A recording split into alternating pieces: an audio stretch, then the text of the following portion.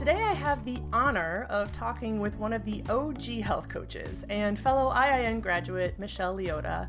And I have to admit that I am fangirling just a little bit. I am Megan McCrory, and this is the podcast all about becoming a health coach. When I started looking around in late 2017 for a different path from my corporate career, I stumbled on health coaching. And Michelle's website was one of the very first that popped up, demonstrating that even then she had great SEO. So I joined her private Facebook group, Health Coach Power Community, along with 14,000 other health coaches, where she is super active and engaged in helping health coaches with their businesses. Thank you, Michelle, for joining me today. Oh, thanks for having me. When you put it like that, boy, makes me feel like I have been around for a while. It's been a minute. It has been. That's so cool. That's so cool that you found me way back when. Yeah, definitely. I mean, like in 2017, I had no idea what health coaching even was. I was looking up like nutrition programs and dietitian programs, and IIN and you both popped up. I was very clear in my memory how that happened. Wow, that is something. Yeah, the field has really, really exploded. And I'm going to say the last 5 to 10 years, like really the last 5, I want to say it's just been bonkers. Yeah. But early on, there are very few of us out there doing anything, especially with a strong online presence. Yeah. So that's great. Why don't you start with maybe sharing a little bit about your background and what inspired you to become a health coach? Yeah, well, I, like you, one day was like, I got to do something else. And I'm researching and I'm looking for stuff. And I was looking up nutrition programs. And it all came about because of my own health issues that I had been suffering with that led me kind of through that winding maze of doctors who just kind of shrug and say your blood work is fine. And I'm like, but I'm not fine. You know, I was having fainting episodes. I had debilitating IBS symptoms, never talked about it though, never diagnosed. This is just in retrospect, you know. I had anxiety, you know, up to here. But my blood work was fine. So it really was this like my own like digging, like I have to do something. What can I do? Who can I talk to? And like putting the pieces together myself. And then I tried yoga, and then I tried, you know, some various rudimentary diet changes, and eventually I got to a place where I wasn't fainting anymore. In fact, I felt pretty darn good. And along the way, I met a couple of people who told me about the Institute for Integrative Nutrition. And I was like, that's like, if I was going to go back to school for nutrition, I'm going to go back to school for nutrition. You know, I lived in Boston at the time, so I was looking into Tufts program, their graduate program. I was looking into various other programs, and all of them were going to cost so much money. I was already I was working in advertising. I used to work in big advertising as an art director. And so the thought of going back to school for something other than art and getting all my prerequisites and the years it was going to take to do it, not to mention the money it was going to take to do it, was a huge turnoff.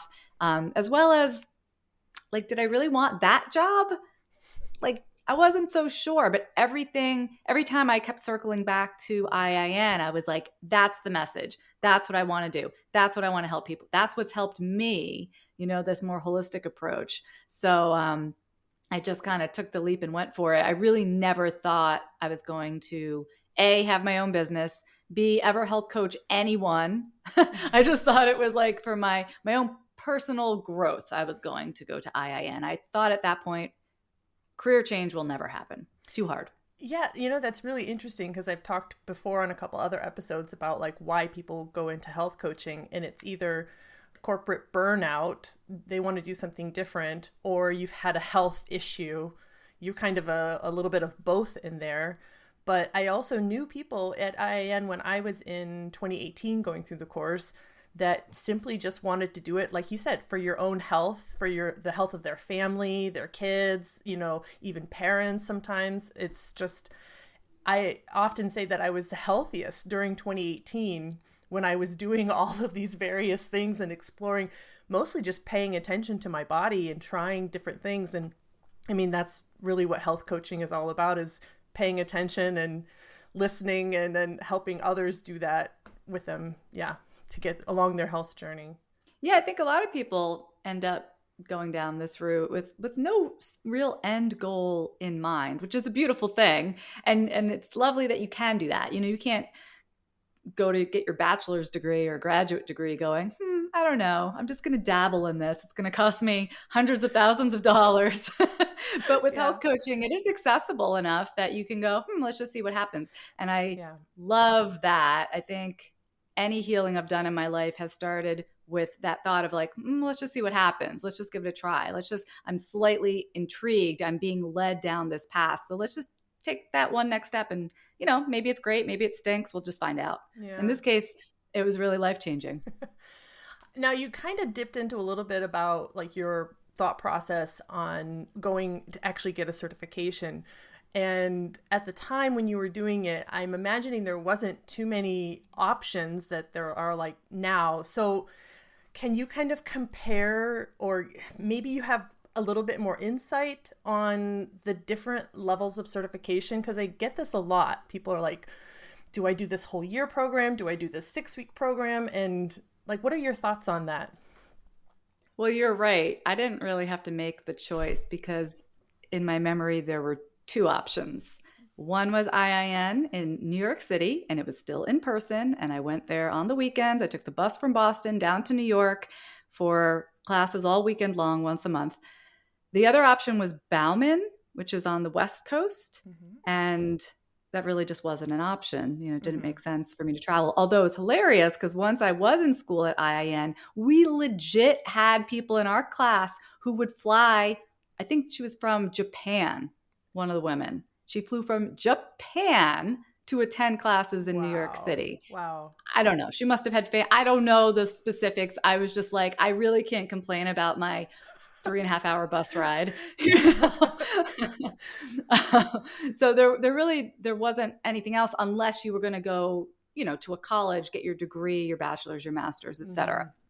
But these days, so many options, and everyone always, I'll say, what school are you from? And they give me some acronym, and I'm like, oh, that's good.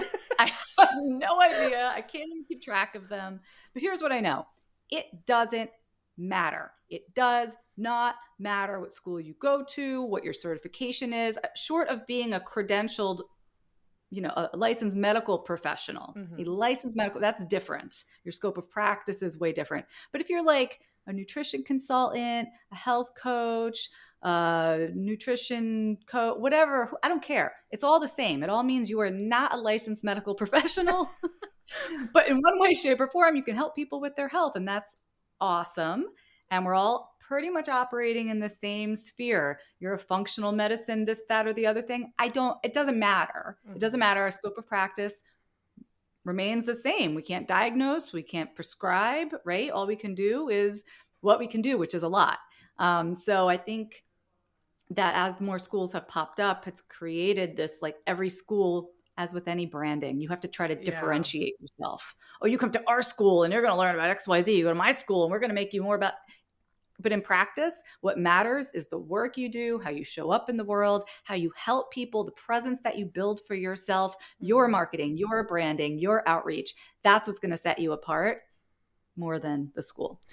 Over here, we have a lot of coaches that are part or trying to get credentialed through ICF, the International Coaching Federation.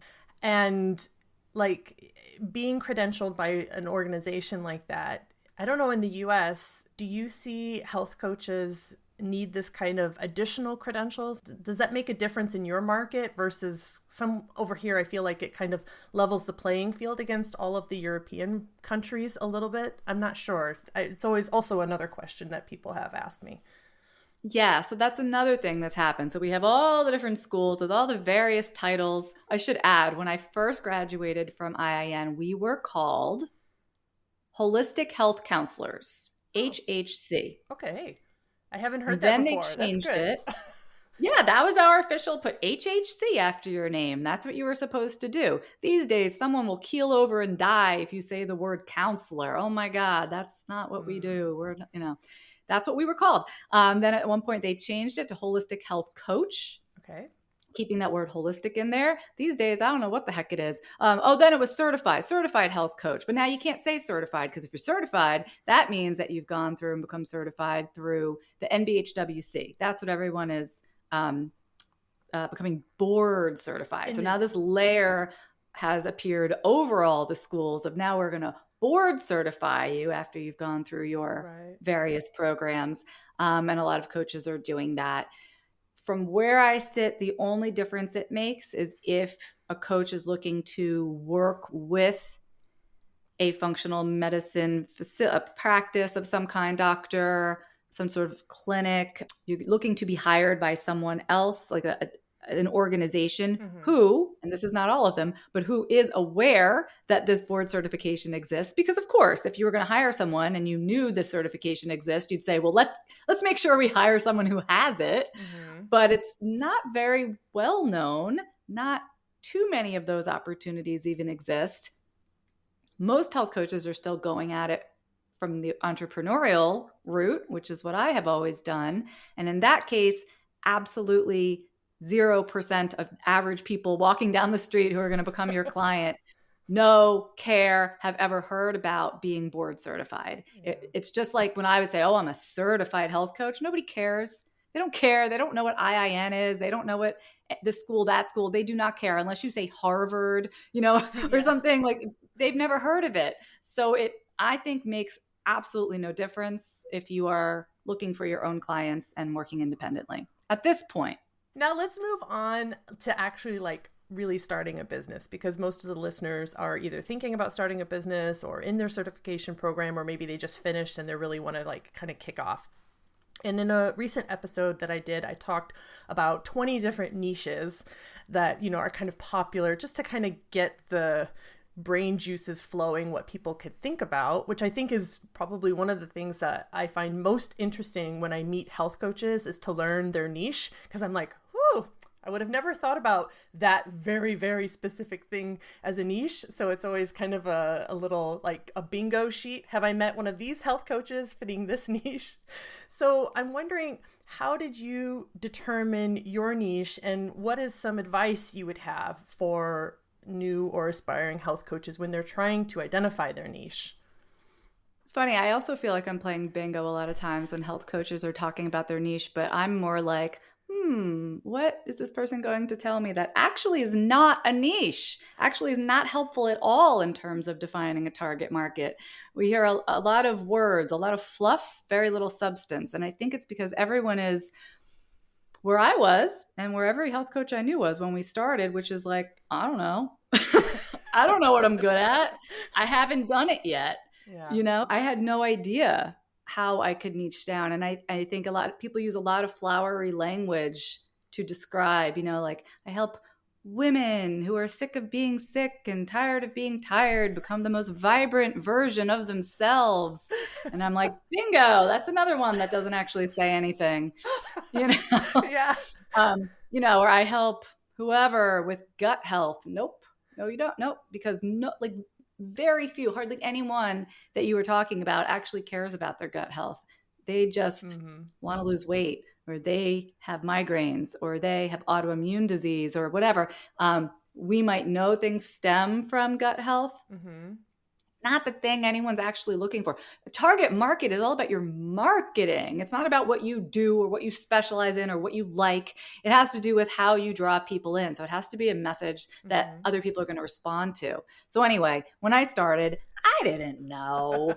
And you just start doing the work. You just start holding workshops, meeting people, see what the universe has in store for you.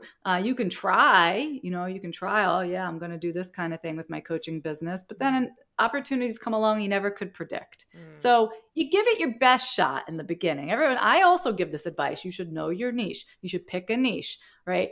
Do it the best you can. It's almost like you're going to carve a sculpture. You are Michelangelo, and it's going to start very rough. In the beginning, it's just some weird shapes that you cut out of the block. And then as you keep going with the marble, you get a little more detailed here, a little more detailed there. And maybe in 5 years, 10 years, you'll have your David statue that's like, this is my niche. I have really defined it, but it does take some time to get there. And it's okay. So if you're just starting with like, I'm pretty sure I work better with women than men. Great. Start there. You don't need any flowery language. Just know that you're going to be looking for women. Okay, maybe they're moms. Good. Okay, that's a little more niche from there. It's going to evolve. So I always have health coaches take a stab at it. Try to, put a stake in the ground, something useful. I know like that. I know I work better with women than men. Great. Let's start there. Is there anything in particular you know a lot about?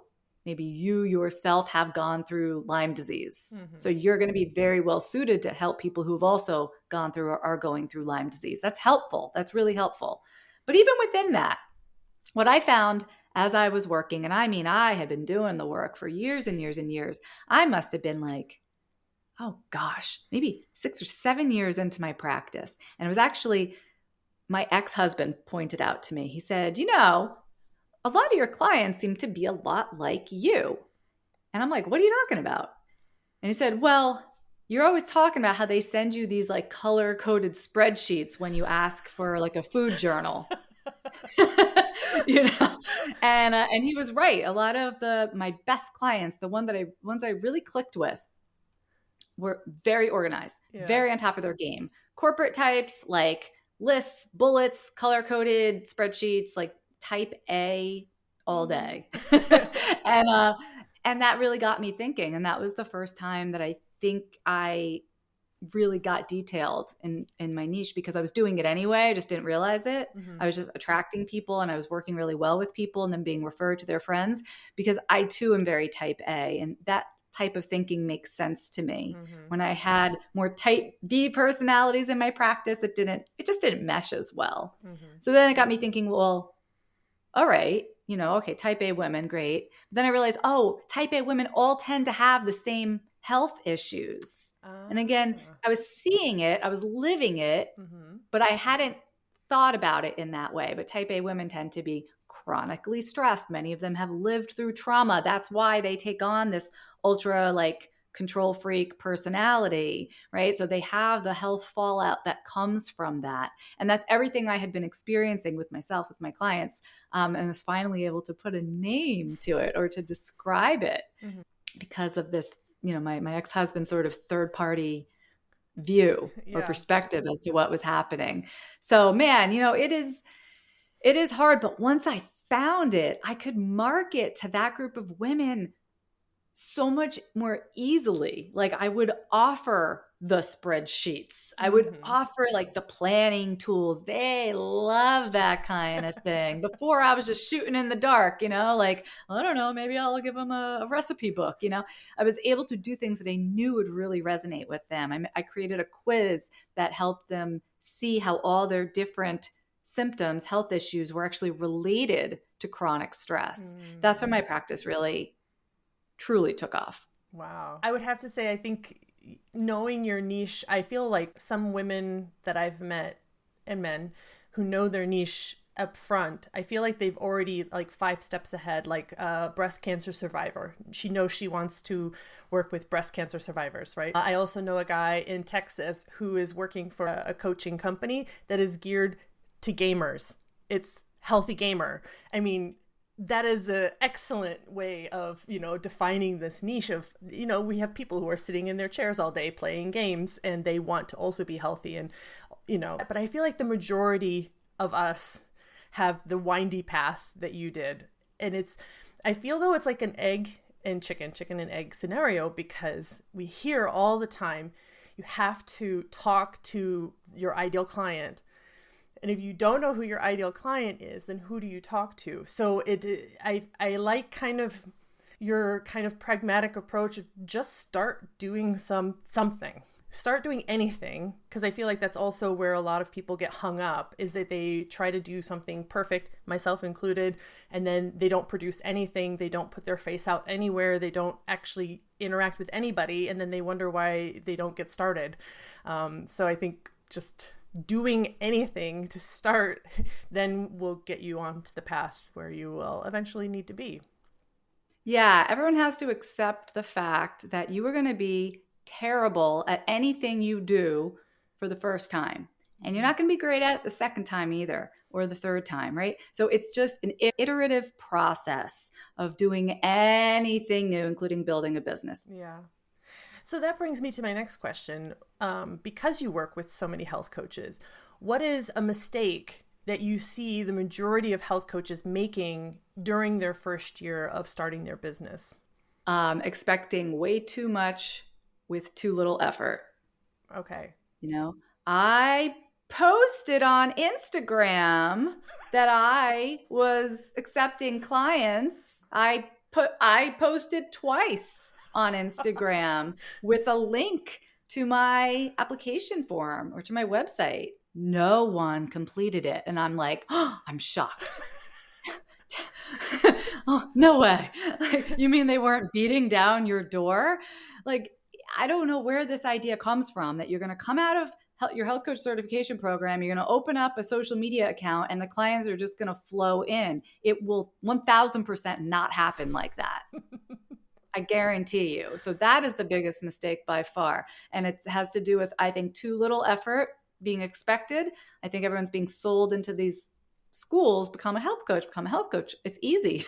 Is like the unspoken subtitle.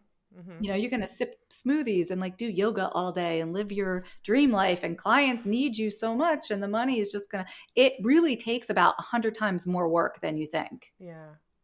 That is the truth of it. And then second to that, for some reason, everyone thinks social media is the way that you find clients. It's not. Okay. Dead, end right there. End the show. It's not. It might be for a couple coaches who make it really big on TikTok or whatever. They are the outliers. Yeah. I think that's actually even my next question, is kind of how so good. Yeah, very, very well done. What is the best way for health coaches to promote themselves and their services? If it's not, think of any business, think of I don't know, if you bought your house, your real estate agent, the person who did your mortgage. Think of your insurance broker, your accountant, whoever you get massages regularly. Who's that person, or body work, or etc. Did you find them on social media? Did you follow a hashtag that they had used, and then you found them and then you hired them the next day? Most of these businesses thrive because of their relationships. Mm-hmm. So my realtor is a friend of a friend. Mm-hmm. My mortgage broker was referred by another realtor. My accountant, I was referred to through my community. Mm-hmm. So it's who knows who. That's how business is done. Even at the highest level. I mean, when I was working in advertising, big deals were getting signed because, a couple of the CEOs went out and had drinks or whatever, spent a lot of money on a weekend vacation together or whatever. That's how deals get done in every industry. So your relationships with people are going to take you much, much further than something you're trying to do with the algorithm or whatever. Yeah. On a social media platform. It's who you know, who you talk to, who you've been helpful to, who they know, who they talk to, how many times you put yourself in front of people. It is everything to do with human relationships. And if we can keep that front and center, mm-hmm. It does dovetail with a strong social media strategy, right? Because a strong social media strategy helps you create and nurture more relationships if you're doing it right. Mm-hmm. But that's just one small avenue. Yeah. I guarantee everybody you've ever met in your life, your high school friends, your college friends, your local neighborhood, et cetera, are stronger assets than any hashtag. So what would you say in terms of what kind of percentage of content and value should you be giving away as a new health coach in order to start making those connections with people versus potentially charging? And is there a difference in the engagement of the participants, whether when they have a free something versus they pay $10 or $20 for a workshop? Yeah, I hear a lot of coaches I need to start making money. Well, sorry, sweetheart. You don't get to make money until you've earned the right to do so, meaning you've earned somebody's trust, Mm-hmm. You know, people have gotten to know you. You've proven yourself. So it's kind of like being an intern. It'd be like if the unpaid intern, you know, waltzes into the office and you're like, okay, you're in charge of making the coffee and putting the stuff in the mailbox, you know, and they're like, well, I need to start making money. You're like, whoa, whoa, whoa. Why don't you just start with getting the coffee and, you know, mailing the mail, and then we'll see. So even though you're your own boss in this scenario, you still have to get there. You know, um, you have to earn the right to sell your services to anybody. So I kind of giggle to myself when coaches are kind of self-righteously or like entitled, like, well, I need to start making money. I'm like, well, get a part-time job then, because in the beginning, especially in the beginning, but also I've been in this industry for 14 years, you give and give and give for free, because when people see how valuable your free stuff is, Mm-hmm. they're paying you. If they're paying attention, they're paying you with their time and with their attention. Mm-hmm. So valuable. So even though it's not money, the fact that they even paused to listen to your podcast episode or read that thing that they downloaded or read your blog post or show up for your workshop, they're paying you with their time. And once they know that that was like so worth it, that's when they'll think about paying you.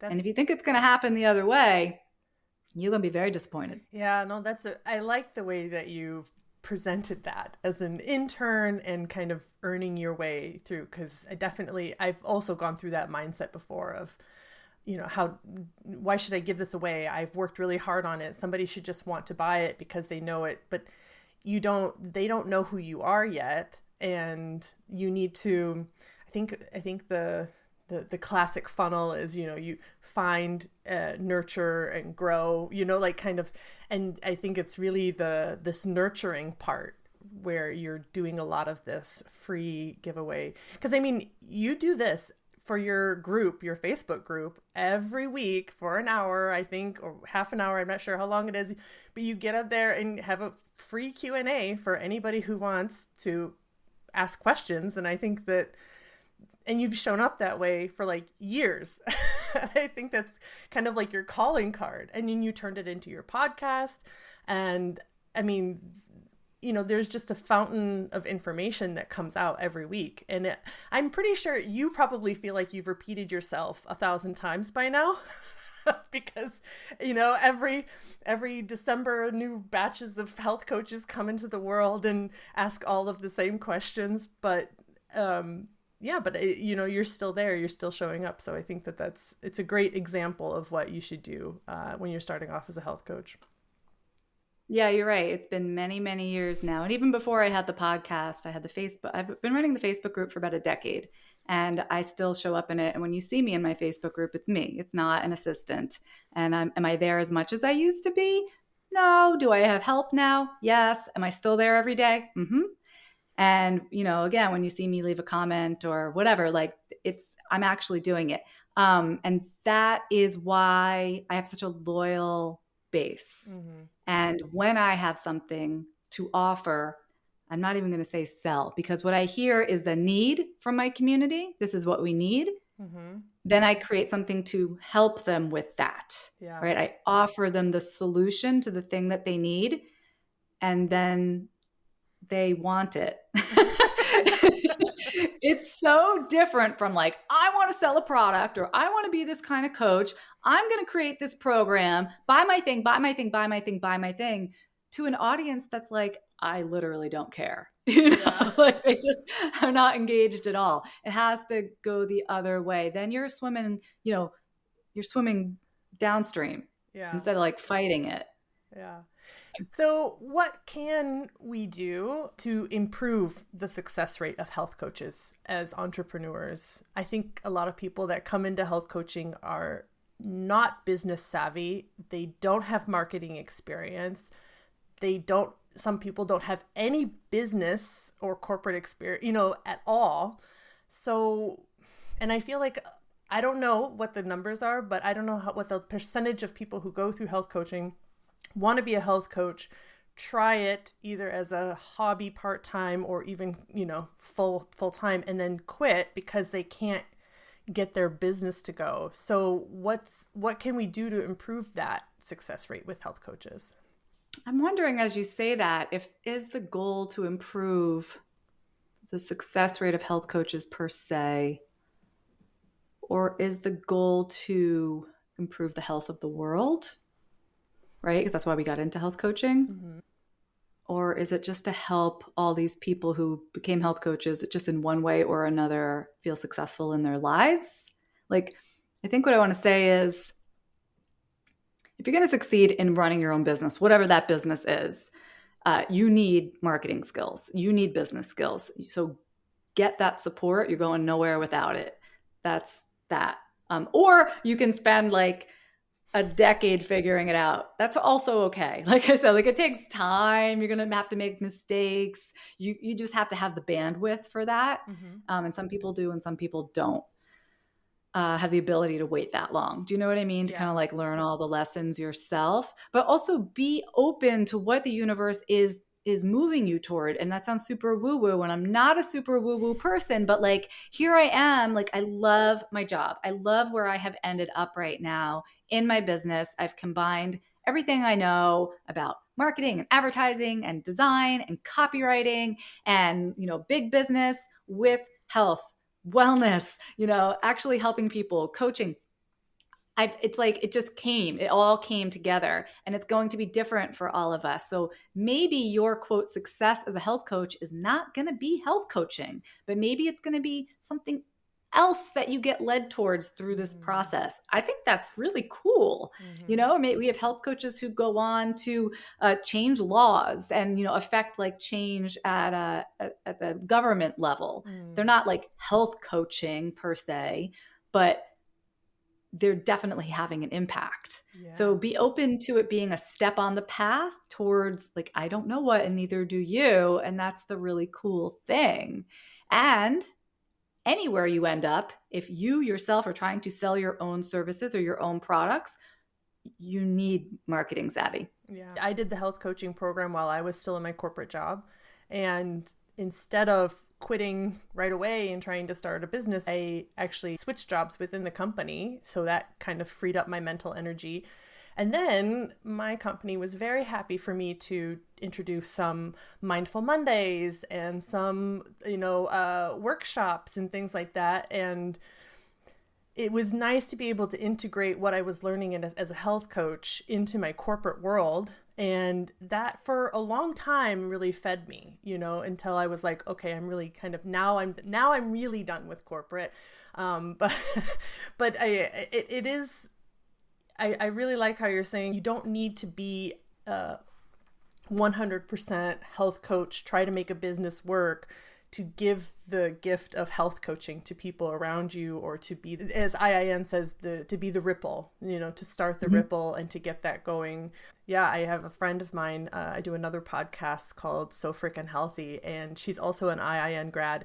And she started by, teaching, having like kids cooking classes, and it had no desire to be a health coach. She just wanted to do kids cooking classes to like get kids in the kitchen.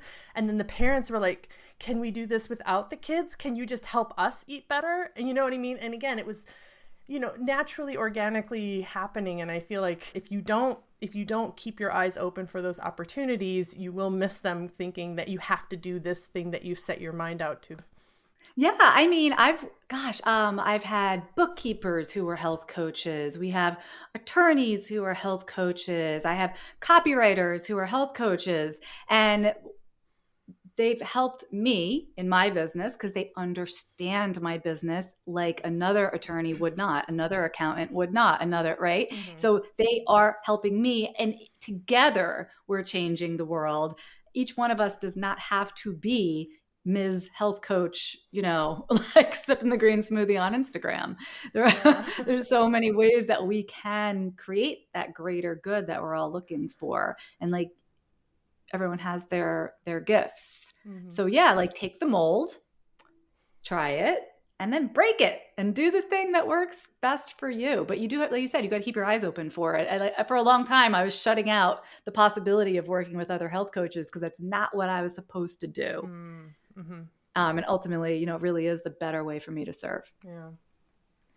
Okay, so earlier you mentioned that the kind of the landscape of health coaching has changed drastically in 5 years. I can feel that too because that's kind of when I entered into this was 5 years ago. So where do you see the future of health coaching kind of heading? And do you see any trends, emerging trends that as future health coaches we should be aware of? I'm seeing a lot of changing tides in like the rules, the regulations. We have red states and green states and yellow states and what you're allowed to do where. And these are not things that anyone was ever talking about. When I started, it was not on my radar at all. I think there's a lot more legal issues to be aware of. And I'm hoping that schools will start to be more accountable in that regard. So, for example, in the US, health coaches in Ohio are pretty much banned from doing most things that a health coach would do. And they may or may not know that. They will happily enroll in a school, and the school will not mention this to them. And then once they graduate, someone like me has to break it to them. And it just feels bad. I just feel like we're all catching up. We're all trying to figure out, like, what exactly do we need to do in this industry to practice safely. So that's continuing to sort of unravel. I don't think anyone should feel bad about it right now. I just think it's like it's gotten messy. So I'm hoping in the next 5 years or so, it will start to become more clear, and everyone from the outset will know what this industry is that they're getting into, as opposed to it being a bit of a wild card. And the other trends I think are really booming right now is this influx of apps and tools and software. And you want to be a health coach and you feel desperate because it's not working. And so let me sell you all of my wares. And, and I say this as someone who does sell programs and products to help health coaches, although I was doing it first. There's so much of it now, and I feel like it is more of a shark-infested water of like, we just know that you're having trouble. We're targeting you because we know you're having a hard time. And now you're spending, I know brand new health coaches that are spending hundreds of dollars a month on these various services that they think they need in order to succeed. And I want to tell you, you need to be a health coach. You need a phone, you need a pen, and you need a pad of paper. And that's all you need to make money. So don't listen to anybody who tells you otherwise. Everything else is just like extra. It's like, try it for a while, keep your expenses as low as possible, because every time I open my computer, there's another service that's trying to get me to tell all my health coaches about what they have to offer. And I'm like, oh my God, it's too much. It's too much. My husband calls it the health coaching MLM because and not just for health coaches, life coaches, anything, any kind of coach. Yeah. Listen, there was no help when I started. There was no one helping, no one with any service. Facebook groups didn't even exist. I mean, there was very little available. And it's just the pendulum has swung so much. I would have loved to have some of these resources available to me back then. However, don't go, far into the red before you've made a dime on your own. Just be careful, just as you would with, spending in any category of your life. Buy what you need, make the most of it. When you're ready, maybe there's something else that you need. But my goodness, right out of school, you don't need very much. Yeah. All right. So the last question, and probably very iconic question, is if you could go back in time to the little Michelle as she's starting off on her health coaching journey, what is one piece of advice that you would give yourself when you're starting out? I think I needed to hear continuously, like, you have to be your own health coach first. Like, you are your number one client. And there were times in the growth of my business, and even, today, where I've hit the brink of burnout and I've had health issues, and from like working so hard or pushing myself so much, or getting so discouraged because that thing that I really wanted to work didn't work. I think that it's easy. It's so funny. Like as a health coach, here you are telling everyone how to eat healthy and take care of themselves, but you're in the middle of a big launch. And so you haven't been to the gym in 3 weeks and you're eating Cheez-Its. And that's like the reality sometimes that you can fall into. You have to take care of yourself first and walk your talk, like always. Number one, or else like legit, you just won't make it. It just isn't going to work out in the end. Either the business won't work or your own health is going to fall apart. So in order to be successful, that's what I needed to hear along the way. Very cool. Very, very cool. So I alluded to your podcast. Can you tell me a little bit more about your podcast and what do you talk about? Yeah. So the Health Coach Power Community podcast has been going on for many, many years now. We have over 260 episodes available, everywhere that you listen to podcasts. And I mostly pull topics from our Facebook group. And you had mentioned right now we have about 14,000 members inside the Health Coach Power Community Facebook group, which all your listeners can join by just going to healthcoachpowercommunity.com. And it is a community just for health coaches, those already enrolled in a school or those already practicing. And we work very, very hard to keep all the spammers out and make sure that you're not getting bombarded with marketing messages the second that you get in the door by all different creeps that find their way into the group. We kick out like 10 people every day just because we're like, nope, you're here to market yourself. You're gone. You're gone. We work really hard to keep it a safe space. I'm very, very proud of that. So when people ask questions in the group, like right after we record this episode today, Megan, I'm doing an episode answering somebody's question that she posted like 3 days ago. And that's my favorite way to use the podcast, is to share what I know at scale. It was always one thing to answer a single person's question, but now I'm able to publish it. And, we have hundreds and hundreds of thousands of downloads. So subscribe and join the group. And I think it's like the best value out there for health coaches to get a lot of help and support for $0. Yeah. But if somebody wanted to pay you for help, what kind of paid help do you offer health coaches when they're starting their businesses or to help them grow their businesses? Yeah, we have courses, we have programs, we have some done for you product. It's all at healthcoachpower.com/courses. Okay, cool. Very cool. Well, thank you so much. Been a real treat to interview you for this podcast. I feel like, again, like I've known you for years because I've just seen your face all the time. So it's one of those moments that I'm very happy to have you here. And thank you so much. It was very insightful for me as well. I heard myself in a lot of what you said. So I have a lot of thinking to do, as well as I am also trying my best to get my health coaching business. But I have ADHD, so I have shiny object syndrome, and I'm definitely in that camp of having way too many passions and trying to pursue too many things.